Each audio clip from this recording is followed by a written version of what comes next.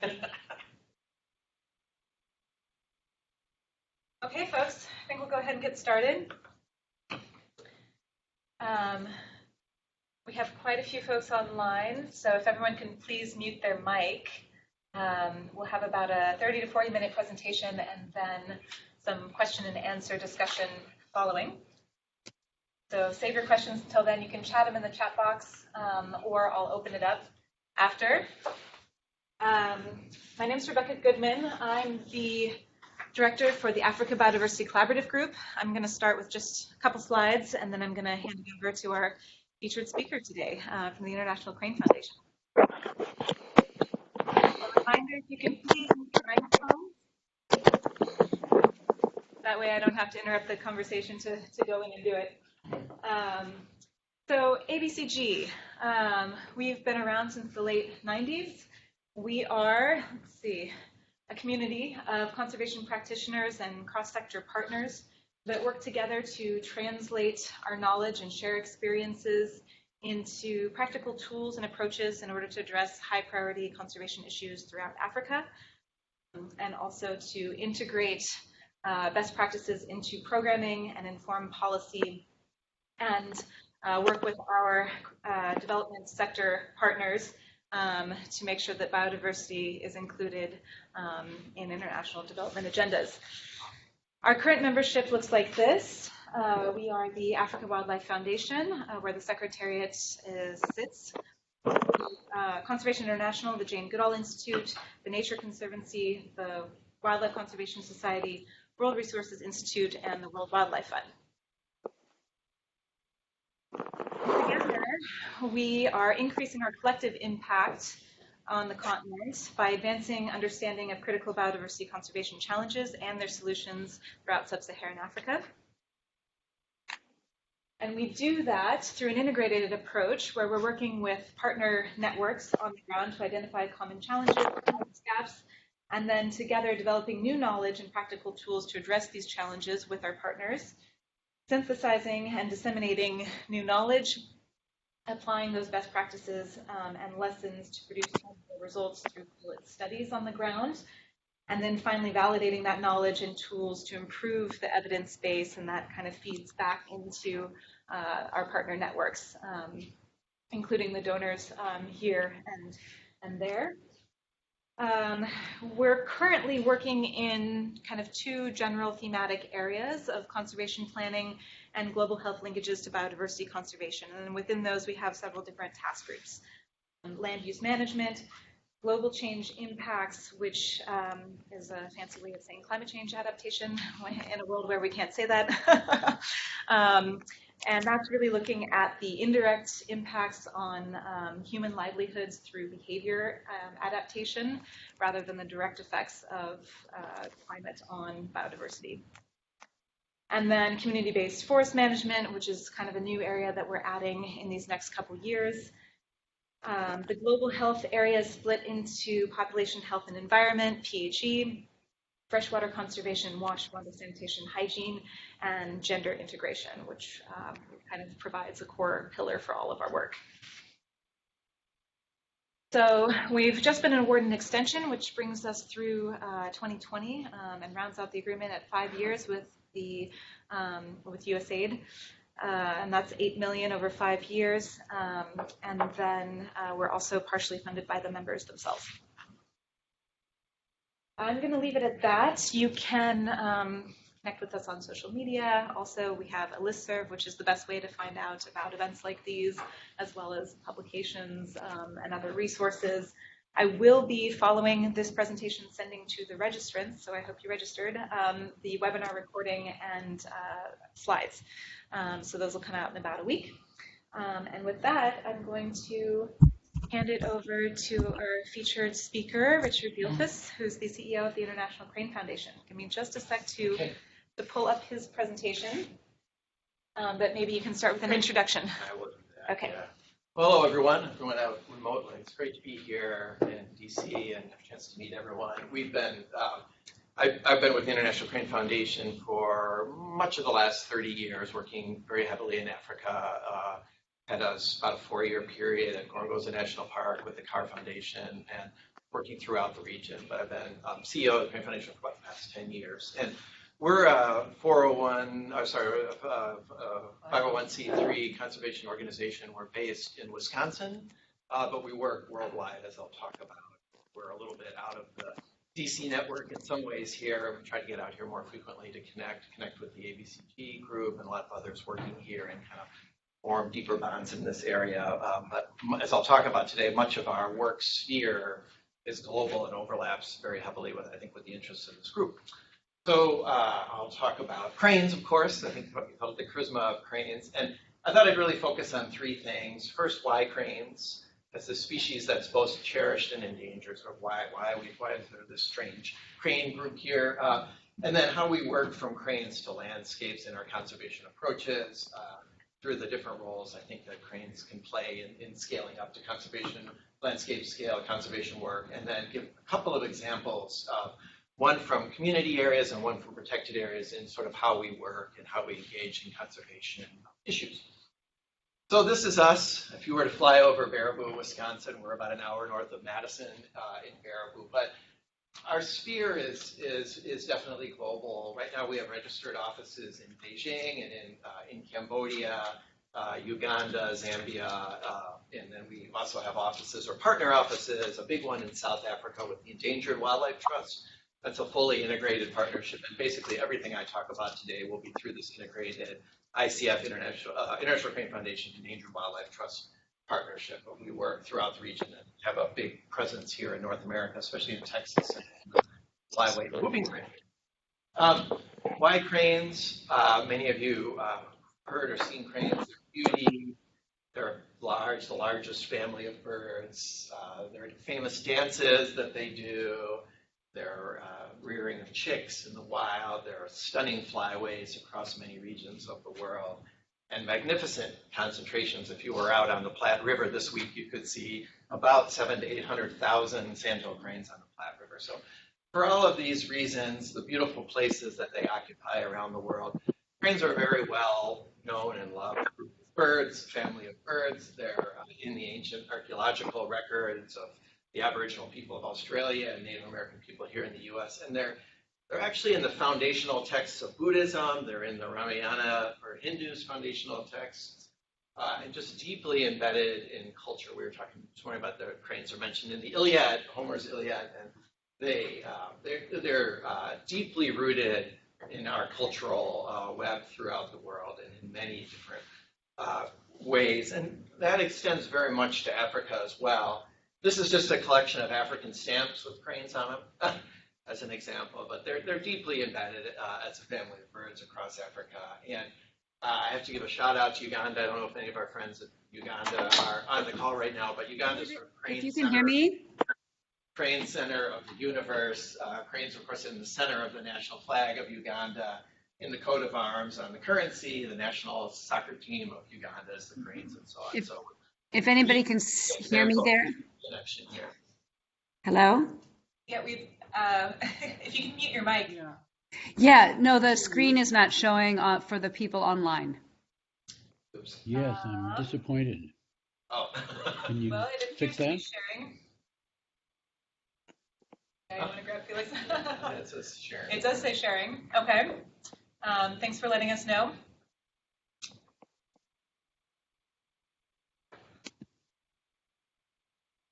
So you're seeing nothing then? We're seeing the previous presentation. Oh, okay. We're seeing the contact information. Oh, yeah, okay. I think I know. Sometimes these apps, you set it and it shares only one window. So if you still have that one selected, that might be it. I think I got it. Good Yeah. one. And all I'm seeing is a picture of the room. That's right. If I want to print that one.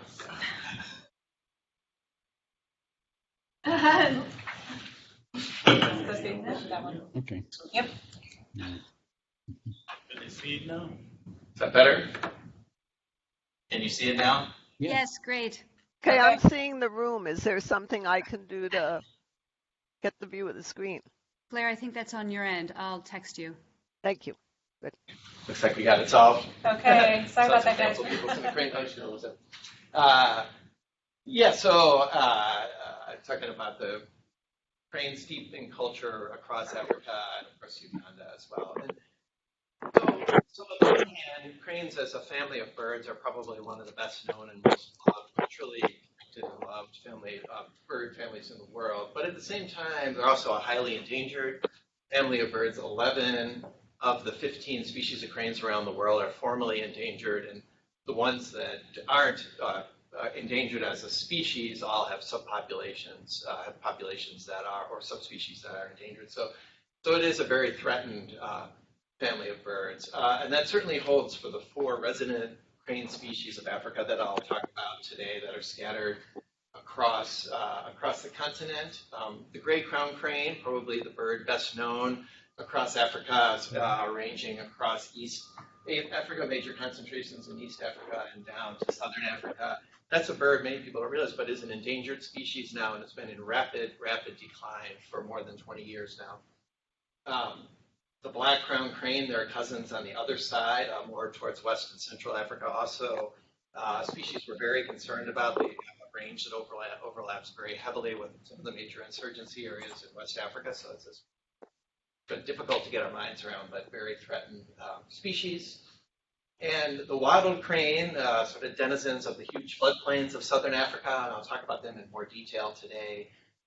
Less than 10,000 left, fewer than 10,000 remaining in the world, a species that's probably stable, decreasing, but great in symptoms. And the blue crane of South Africa, almost entirely endemic to South Africa, a species that's been increasing. It's been a wonderful success story through great work in South Africa, but nonetheless, a species very much of concern for the future. The threats to cranes are the same threats that everyone in the room here is dealing with. It's loss and degradation of wetlands and over-exploitation of wetlands, their core habitats. Hydrological changes to those systems from dams, diversion of waters, and increasingly climate change, very diverse impacts of climate change on cranes, from sea level rise to drought and other extreme events. Degradation of catchments that surround wetlands and grassland areas, and corresponding water quality issues. These are all issues that many people in the room here are familiar with, that we're dealing with, as well as in specific areas, uncontrolled fires in floodplains, invasive species, and other issues. So it is to say that even though we seem to have a narrow niche of working on cranes, we're dealing with all the same issues that every conservation group is dealing with around the world, these core conservation issues of living together, the world of cranes and people and living on this planet.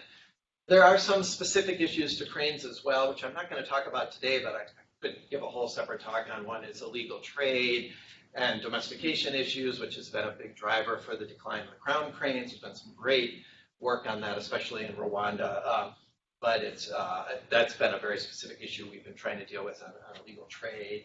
And also, especially out of South Africa, some very good work on poisonings and power line collisions, and a lot of networking globally on these issues of power line collisions with people that also work on raptors and vultures and other species. So some of those are specific, but by and large, a lot of the issues are global and habitat related. So the Y cranes is kind of caught in all of that. We love them, but we're not able to keep them going in much of the world, and that's kind of what we're about. We focus a lot on scaling up through cranes and through the love of cranes and their threatened status to deal with landscape scale issues and address the kind of problems I was just talking about. And I think there's 3 big reasons why cranes are a great vehicle to do so. I've just been talking about their role in culture, which has been huge. One is they're actually very strong sentinels of ecological change or indicator species. The wattled crane, for example, has very specific needs and relationships to water regimes for their feeding, for their breeding, to meet all of their life cycle needs. And so many crane species are very tightly linked to kind of ecological cycles. They're also ambassadors through the cultural love people have for cranes. They serve as ambassadors for bringing people together at many scales. And I like to joke, one great example of this is long before there was the unified Korean hockey team, there was the unified Korean crane team. Cranes brought North and South Koreans together for conservation. There's not many issues around which collaboration has occurred, but that's certainly one of them. And there's many examples like that where people have have worked together through cranes and through this sort of cultural passion for them. And finally, they're very important flagships, increasingly both for wild and for working landscapes. I'm going to talk about one of each in our work here, but when people, through the passion people have for cranes, they create opportunities to save areas that matter for much more than cranes. In China, there's 46 national nature reserves just for cranes, about 71 million acres in China set aside for cranes, so creating enormous opportunities. But many of the landscapes are more like this. They're heavily peopled landscapes, cultural areas, and areas where people and cranes have coexisted, and we're increasingly trying to find pathways to maintain that level of coexistence. And of course, everywhere that we try to save where there's cranes, there's lots of other wonderful species that we're trying to save as well. And sometimes we can work through that charisma to affect a broader suite of species. So that's very much the wide crane story. So I want to talk about two examples today of our work, one based in East Africa, and then I'll talk about one from Southern Africa. And then I queued them up in part because I think there are issues where we would like to go deeper with the team here and the African Biodiversity Collaborative Group and others, because I think we're working in the same space, we're working on the same issues, and I think there's great opportunities for lesson sharing and collective experience and improvement in all that we do. So start with cranes, wetlands, and livelihoods in East Africa. We work quite a bit in this region, especially northern Rwanda, southwestern Kenya, and southwestern Uganda and western Kenya. In those three countries, we have offices in those three areas, or partner offices, and sort of focus in. And historically, great crown cranes just moved across this landscape. They were commonly seen pretty much everywhere in that landscape. A lot of people, when you talk to them, recalling their childhood, they saw these cranes throughout the region. But they have been in decline, and they've lost a lot of ground in wetland habitat. And increasingly, the story of crown cranes in East Africa is now in agricultural landscapes and their use and their dynamics with people and with very inhabited landscapes. So our focus around these birds is much more about communities and community conservation than any notion of protected area landscape conservation. A lot of it is simply loss of these small wetlands, micro-scale drainage projects, losing sort of bits and pieces, losing these wetlands throughout the landscape, very heavily in Uganda, despite good wetland laws there, and in Kenya and across the region. And then in some cases combined with broader impacts like illegal crane trade and all that have really exacerbated the problem.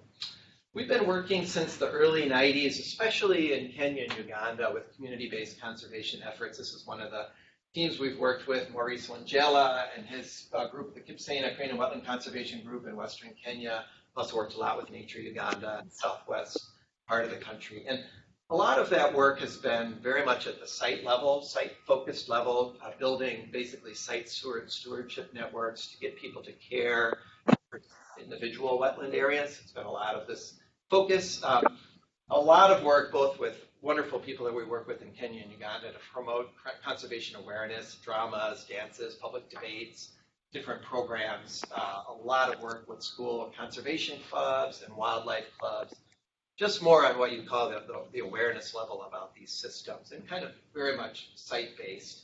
And some very good work in those regions looking at alternatives to intensive wetland use that's compatible with crane conservation. So, for example, developing fish ponds in areas adjacent to wetland areas to help promote livelihoods, but kind of move out of critical wetland areas.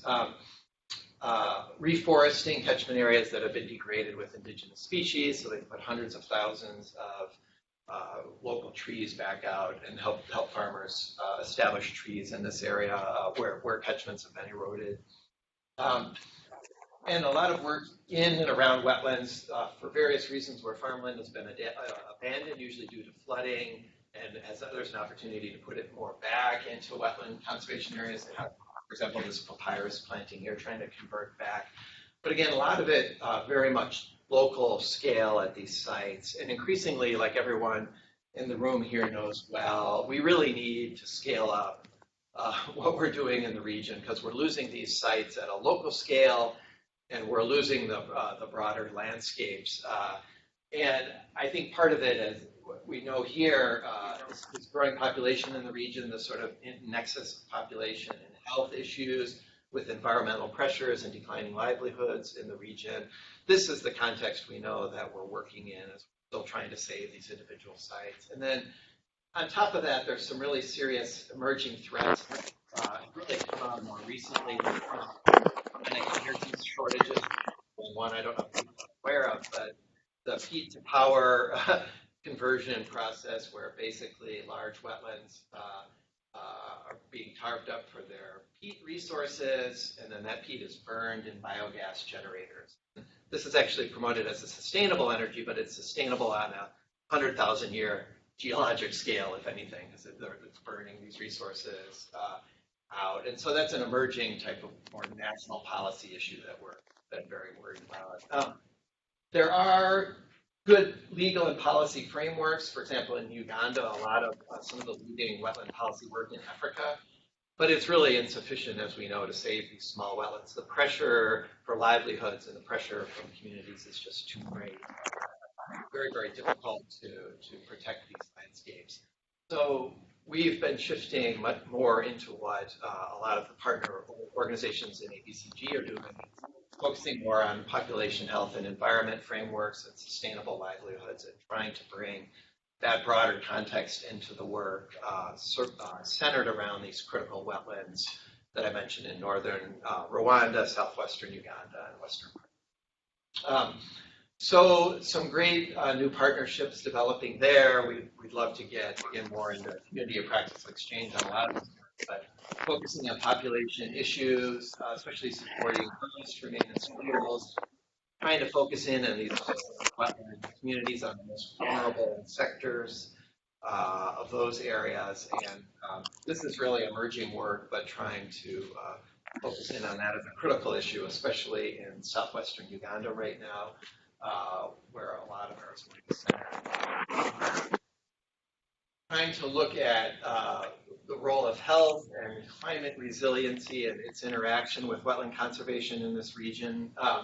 This part of Uganda, the southwestern work I've circled here, is really interesting because with climate change now, malarial mosquitoes have moved up into this region, and it's now the highest malaria mortality in Uganda, because there's been a lot less natural resistance in that area. It didn't have malaria historically.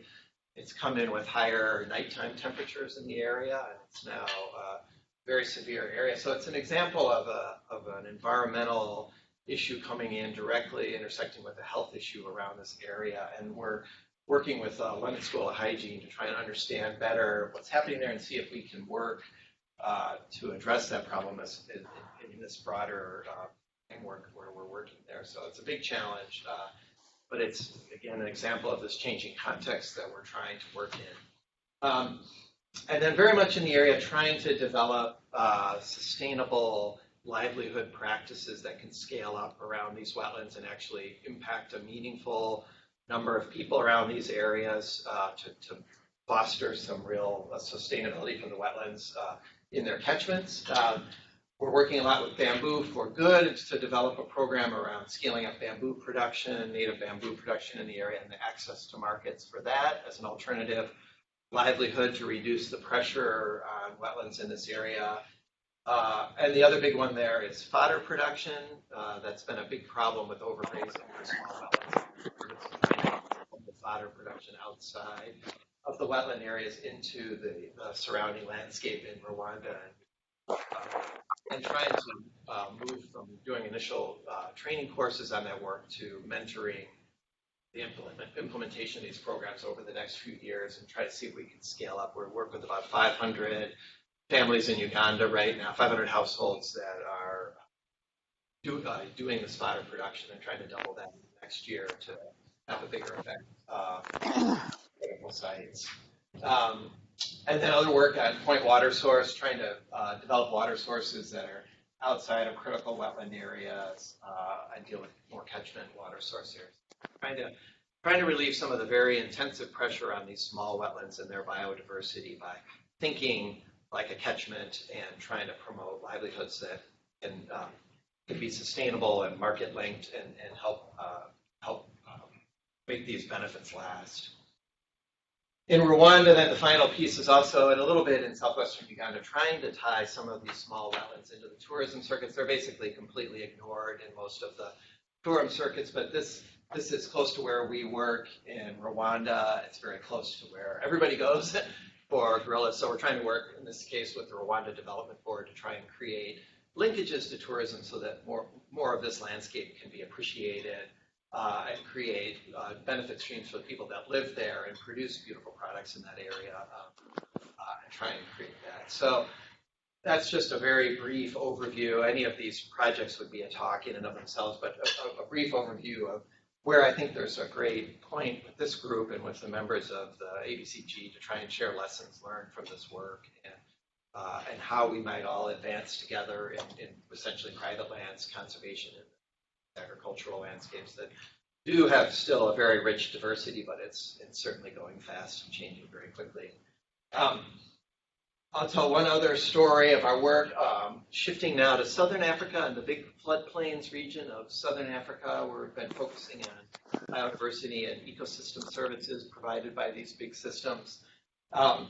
Wattled cranes, they're the largest bird in Africa, one of the largest birds in the world, and about 80% of their population, completely different story from great crown cranes, about 80% of their population is centered around 5 big floodplains in Southern Africa. The Lua Plain, the Kafue Flats, and the Bungwelu swamps in Zambia, the Okavango Delta in Botswana, and the Zambezi Delta region of Mozambique. You've got about 80%, and then there's a population down in the KwaZulu-Natal region of South Africa. Collectively, it's about 90% of the global population. So here we're really dealing with birds that are associated with protected area landscapes, not out on scattered farmlands, and yet a lot of the community pressures and impacts are the same, and a lot of the issues we have to deal with are still very similar. Whoops. No, keep going. I'm just going to go in and mute everybody since we're getting a lot of interruption. Oh, okay. If Tanya can please mute her mic.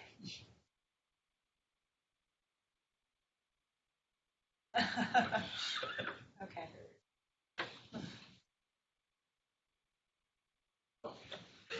So really, this is again a sort of a place-based focus, but very much in the wetlands and in those areas. And as I said, this really the body of work is about protected area management, about supporting protected areas that are vastly underfunded in pretty much every case. But so much of it, again, even though technically this is in a private, public lands or protected areas context, it's still primarily about community engagement, those who live around these wetlands, and in many cases, those who are using these protected areas for their livelihoods intensively. Some of you may be familiar with the Kafue Flats in Zambia. This is a big focal area for us now. Flats are a magnificent floodplain system just west of Lusaka in Zambia.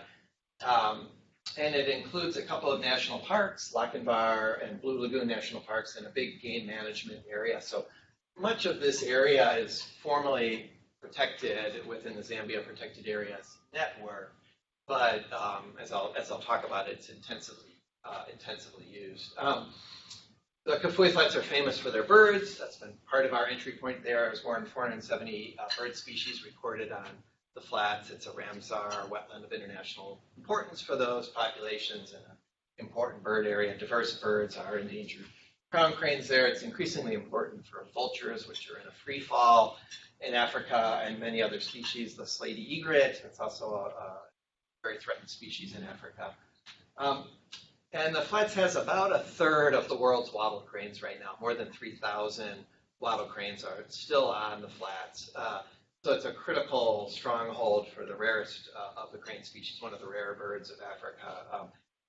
Use the flats very heavily throughout their life cycle.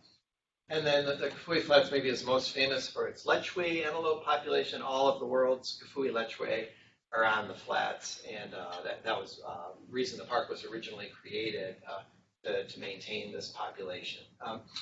And there's really important ecological interdependency on the flats. Wattled cranes and Kafue lechwe, for example, highly co-occur on the flats. And as I'll talk about in a minute, it's a very interesting situation where the lechwe are free falling, and the wattle cranes are still hanging on in good numbers on the flats.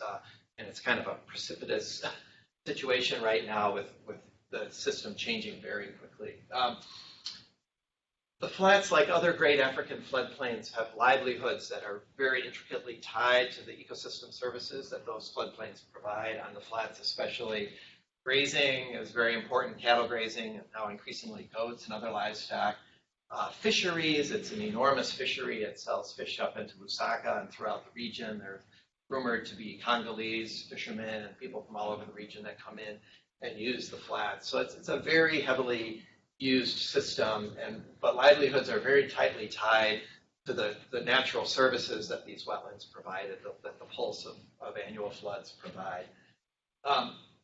We've been focused since the early 90s in the Zambezi Basin regionally and in the flats and the Zambezi Delta especially, trying to get the water right, trying to affect water in these systems at sort of a regional policy scale and at a local level. There you go, that's it, right?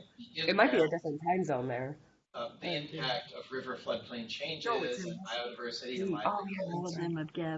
looking at water availability and whether there is in fact enough water available to reverse negative impacts due to hydropower dams in the system and other water management, and looking at the trade-offs among different water requirements. I want to hear him more than I care to see him. Can I just ask everybody again to mute their mic, please, before joining? Thank you.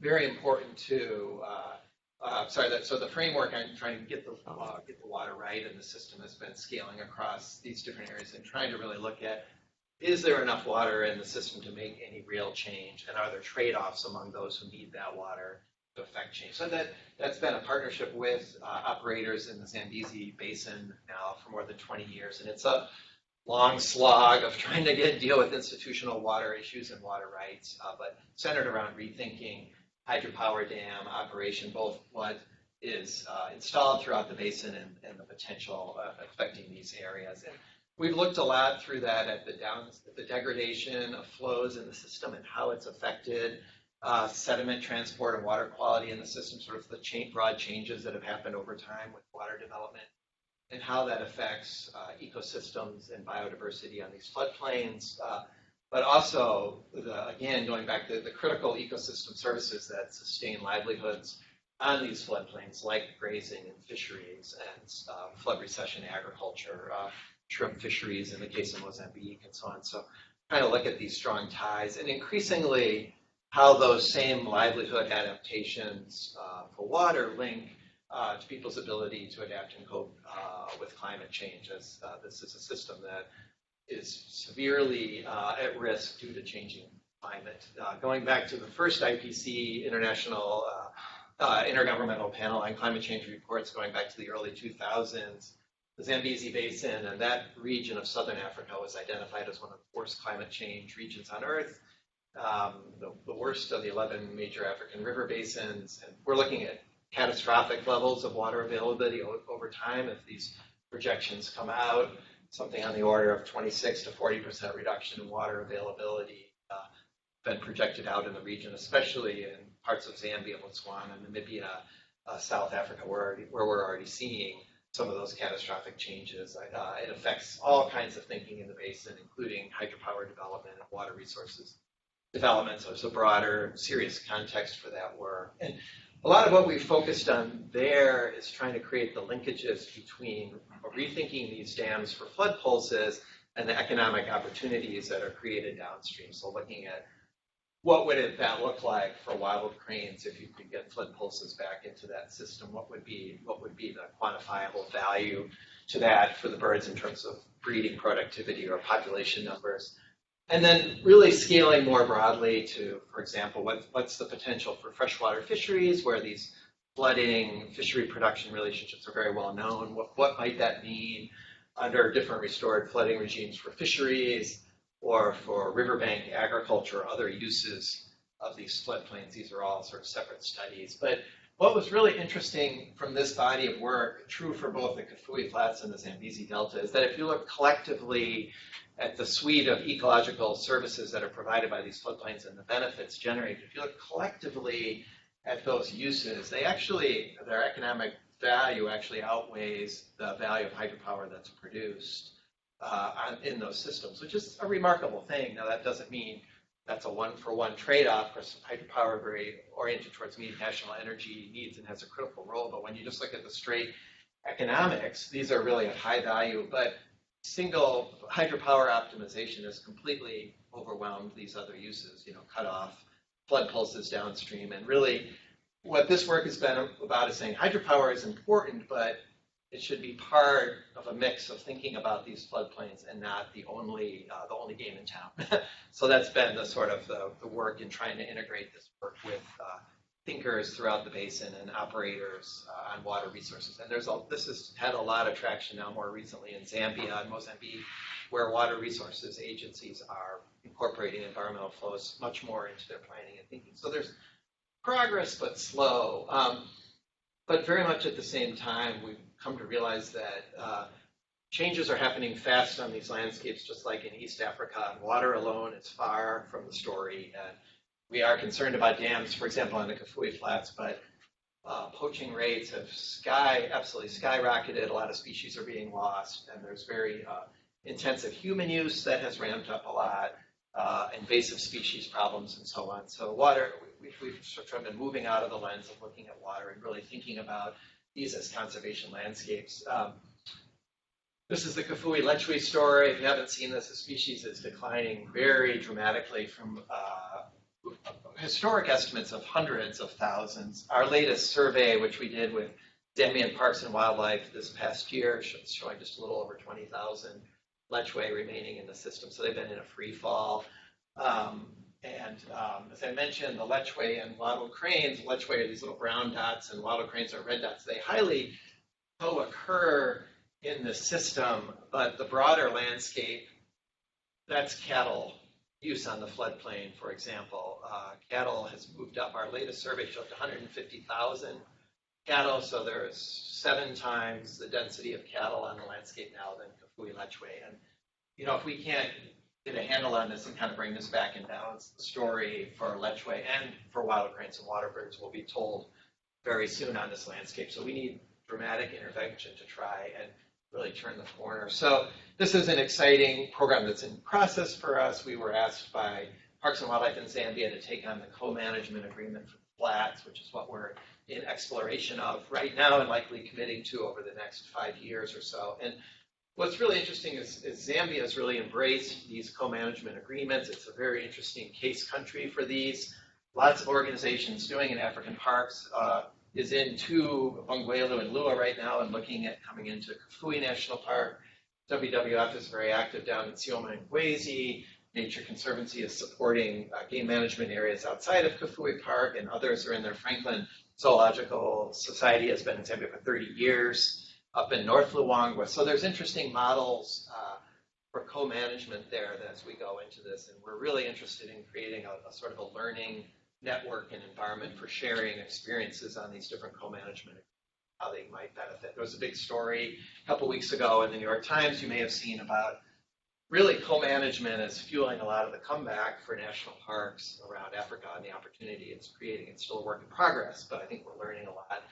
And our hope very much is that Kafue Flats can be one of these new success stories as we build on many years working there, but now really going deeper into the depth of the management. So this is a lot of our focus now, and really what this work centers around in trying to support the government of Zambia in managing the area is to create a working wetland model, as we call it, not a sort of barrier protected area. The flats will never be that, nor should it be, but really a protected area model that can be about the ecological services provided by a healthy floodplain and how it can support livelihoods, not 150,000 and growing cattle, but large numbers of cattle as well as lechwe and other wildlife and productive fisheries. So trying to find that elusive balance and really focused on science-based adaptive learning and strategies. We're very influenced by good work that's sort of demonstrated how the collapse of this system in recent years has been linked to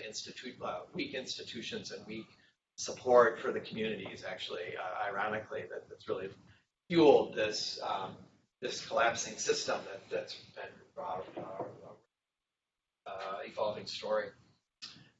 So this is the vision going back to the many people landscape trying to see the Kafue Flats as a sustainable working wetland that can serve as a national park, but really be also a very strong resource for the people. There's 5 chieftaincies that live in and around the flats and depend for millennia on its resources.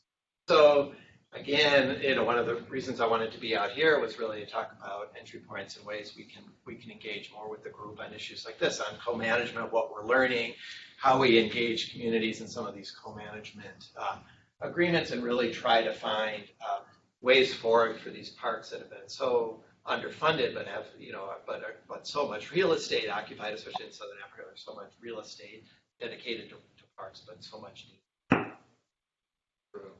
I want to thank, this is some of the many donors that support our work. A lot of our Crane Foundation work and Endangered Wildlife Trust work is through private donors. Some of it is bilateral, through private donors as well, and a lot of wonderful people have supported this work. And have a chance to get to Wisconsin, please visit us. I promise you, you'll get a lot closer to a wattled crane in Wisconsin than you will in Africa. They're usually about 1 kilometer away, but you can see one up very close in Wisconsin. We have all the cranes of the world there, which we do on display, and we use as a way to raise awareness about crane conservation issues around the world and where we work in Southeast Asia, in Africa. So it's an opportunity to join us when we work around. So. Can I answer any questions? No. Thank yeah. you. Thank you. So let's take questions in the room first, and then I'll open it up to everybody online.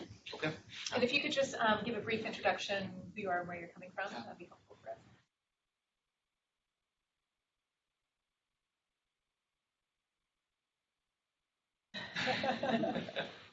Well, I have a question. I'm chair of the board for African Wildlife Foundation. So with 150,000 cattle grazing, we've run into a problem in Ethiopia with the situation in a park.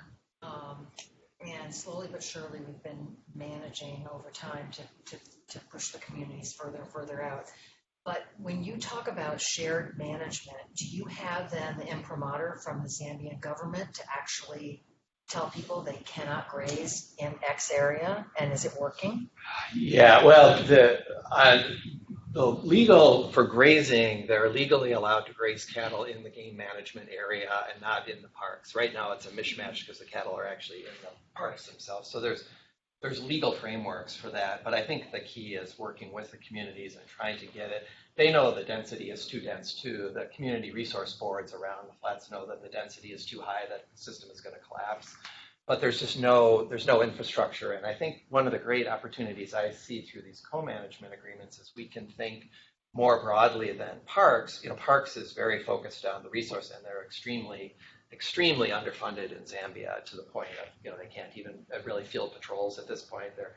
So I think we can bring in resources to help with core, wildlife management, the kind of stuff like African Parks does extremely well, but also really think about community engagement more broadly in this landscape. And it's just a conversation right now. I don't want to give any sense that we've solved this problem whatsoever, but I think we're largely entering into this management agreement to focus on that piece, is how can we work with community resource boards and the chieftaincies to get that cattle back in a balance where it is a grazed floodplain, but not at the kind of density that it's at right now. And I think everybody is worried about the collapse of the lechwe. It's the kind of the national animal of Zambia, and you look at the data, which is clear. They're on the verge of not intervention. So there are policy frameworks to work through, but I think just kicking people off the land isn't going to solve anything. So we've got to come through with agreements. And I think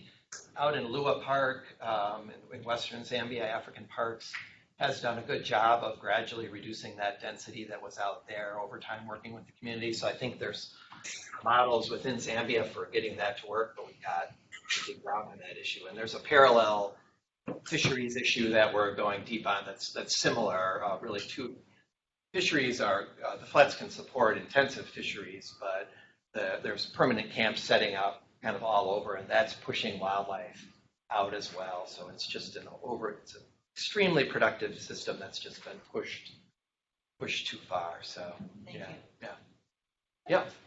Hi, Doug McNeil, longtime member of ICF. As I listened to, and I saw your presentation, I was impressed by the complexity of this quilt of all the different biological systems, agricultural systems, everything else that comes together centered around these parks, lakes, rivers, and so forth. And I wonder, to what extent are we addressing this quickly enough? Also, ICF is noted for its incredible network of connections all around the world, including in Africa. And I wonder if you could see a role for other African nations to come in or to visit back and forth from one to the other to help develop policies and other fruitful approaches. Thank you. Yeah, we, first question about the time, about sort of, are we ramping up fast enough? I don't know how we would answer that. Probably we're not, but we're trying to. Yeah, obviously the issues in Africa are tremendous, and we work a lot in East Asia as well, a lot through Japan, China, and there's parts of China where the kind of development we're seeing in Africa is occurring, but it's much more fundamentally tied to livelihood use in Africa around where cranes work more so than anywhere else that we're focused in. Population is growing rapidly in those areas, and there are enormous challenges. So part of the reason we're very interested in promoting a collaboration with this group and others is I think we're still collectively, even though our organizations may be somehow sort of competitive in the environmental realm, yet we're such a tiny slice of trying to make a difference on this landscape, and we have to try to coordinate and share what we're doing across these landscapes if we're going to have any impact, because the problems are overwhelming and we're getting such a tiny piece of the funding pie compared to other issues, and so to me we just have to collaborate and maximize our use, our efficiency and use of resources to get it in to make a difference in these places. Some are going fast, and I think it's interesting, and there's a lot of biodiversity in these agricultural landscapes still that really can be saved because of that same biodiversity. Those same systems that support that biodiversity are so tied to livelihoods in the region, and livelihoods are getting so compromised by these same changes. So so we're very much to both your questions, just trying to really reach out and promote stronger connections and collaboration on this work, and try to see what others is doing, both on private lands and in support in and around protected areas, and try to see how we can get collective gains from that. Yeah. David Williams with the African Wildlife Foundation. Great to have you here. Good to see you again. Thank you. I had a question about the trade-off you mentioned between the hydropower benefits and the ecosystem service-driven benefits to agriculture and so forth in the part of the floodplain. And then I'm wondering if it would be beneficial to conservation at large if there was better evaluation of many of the ecosystem services that are that are a little bit harder to pin down, and or cultural benefits, etc. And if so, in your view, there are other efforts underway to do so? Great question. And we've sort of heard both sides of the coin on this issue about evaluation. We focused a lot on a market-based valuation, that is benefits that we could sort of demonstrate a real dollar amount for, because in working with the hydropower operators, they weren't the least bit interested in sort of biodiversity or cultural benefits. And so from within their view, like say working with ZESCO in Zambia or the Zambezi River authorities, or the Cahora Bassa Dam in the case of Mozambique, they wanted to speak in a sort of straight economic language. So we were really trying to make a case. For example, our biggest supporter in Mozambique for this work was the shrimp industry, where they saw very clearly the decline in coastal wild-caught shrimp related to the regulation of Zambezi flows, and there was sort of a demonstrable economic impact that you could sort of compare dollars and cents with hydropower on. And so we were focused more on that, but we were leaving out a lot. Like, for example, our wildlife value would be the hunting value of large mammals in Zambia or Mozambique, because it had an economic tie, and we were working with hunting concession operators there. So that's not really a way to value this large mammal biodiversity, but it was an economic one, and tourism dollars too. But we didn't we didn't try to go beyond sort of more of a kind of an existence value and those broader values, which are enormous, I think, if you can capture them, but didn't matter so much to the water authorities, at least in a dollars and cents way. So we trying to move between those worlds a little bit, but I found it interesting that without putting a single dollar value on a crane or a lechwe, well, hunted animals were a little bit different, but on much of the biodiversity there, there's still an ecosystem service value that's greater than the hydropower value. And it's just a distributional upstream, downstream issue. You know, the problem is that the hydropowers have, you know, the hydropower generators are generating pools of funding and generating energy, and that's not interchangeable with those subsistence economic values. So it became more of a winners and losers sort of argument. Part of the case we were trying to make is that we're often, as environmental groups, we're pinned as, you know, hydropower versus animals, and, you know, we don't want these countries to develop because we're promoting animals over energy and all. And we were trying to change the dialogue to upstream and downstream. That it's more about how those waters are used within the system, and that the needs of subsistence people and wildlife are not that different in these floodplains. They all need water. They need fisheries needs of floodplains, and so does wild cranes. And that's quite different from just saying, you know, we're only about animals, about people. So we're trying to kind of change that dialogue for that reason, so that we couldn't be so easily pigeonholed into just a progress versus, you know, maintaining the old sort of, you know, the life in Africa 60,000 years ago sort of framework. So, but those, yeah, that valuation work is, you know, I know that Nature Conservancy is doing a lot of work on that, trying to get that into water management frameworks. A lot of work to be done on that. Another question over here. I just, did you say that outreach and education figures into project focus at the community level or in the schools? Yeah, very heavily. You know, we're trying to get better at quantifying that. We talk a lot about sort of, you know, creating awareness and sort of, you know, in some cases educating local people. We're trying to get more quantifiable about what that really, how that's really having an impact. I think that the wetland stewardship network in Africa is a good example where awareness can really make a difference. You work with the community and talk about the values provided by keeping those wetlands at a certain level of quality, and about, you know, in very bird-specific terms, like not disturbing nests, not overgrazing, not letting your dogs run into those wetlands. That kind of stuff can have a real impact at a local scale, site-based scale, where I think there's a huge role for that kind of awareness. And then the national issue, sort of like what RARE does, try to scale up to a national, say, pride issue around great crown cranes. Can you develop a national awareness in Uganda that the bird in the center of their flag is in a free fall?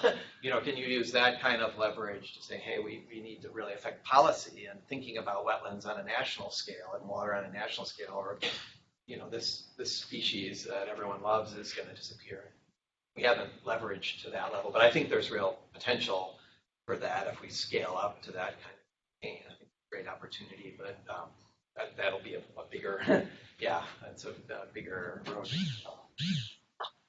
Okay. Yeah. We're at time. I'm going to give it a couple more minutes, but I do want to give the folks online an opportunity to ask some questions. So I'm going to turn off the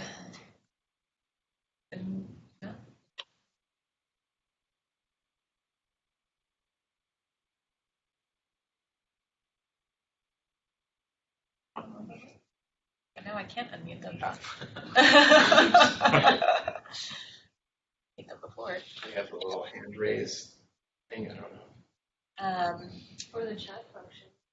Yeah, looks like there are a few chats here. Yeah. So let's see. The screen not showing. Yeah.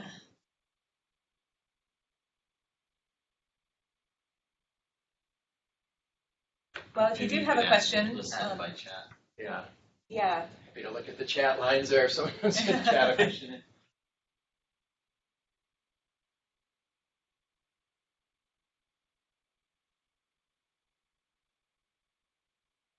In any case, I think you can all unmute your own mics, so so please do chime in if you have a question. Otherwise, just go ahead and put it in the chat box and we'll read it out. While folks are doing that, are there any others in the room?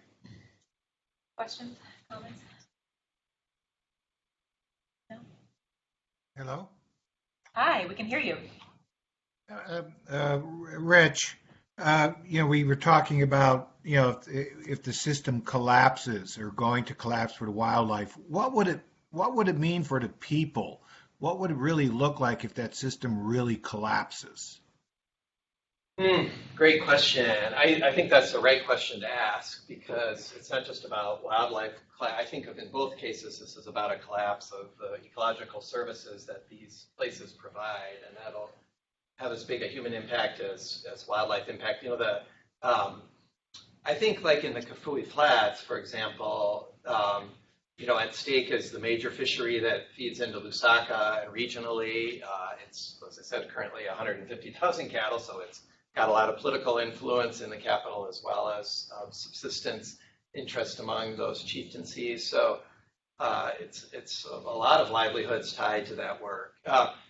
I don't know what a collapse would, there would be a period where it would collapse as a system for lechwe, and probably a lot of it would collapse for human use. But if it continues unchecked, it's gonna reach a system where it can't sustain more grazing either. It won't be able to regenerate from the annual floods that come out there. So I don't know what that looks like exactly, but a lot of what we're trying to get our minds around is the likelihood of diminished water resources in that region, because climate change is going to bring reduced runoff, or at least a combination of drier conditions and more intensive rainfall that's less easily captured on the plains. And I don't know if people know, but despite all the flooding in Mozambique, Zambia is in a terrible drought right now. We just heard from our friends there, so they're going into really bad drought this year already, just from failed rains this year. And as that becomes more commonplace, I think these floodplains are going to have just a critical ecological role in these systems, because they're going to stay wetter longer than anywhere else. They're going to sustain activities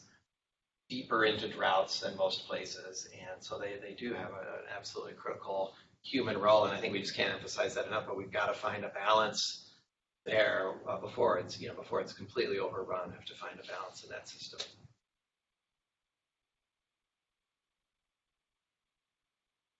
Any others online?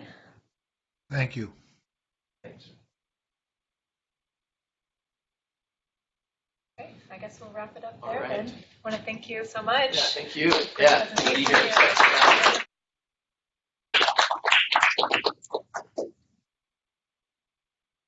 Feel free to hang out. We've got another presentation coming up in about 15 minutes from Northern Rainforest Trust. Thanks for coming. Stick around.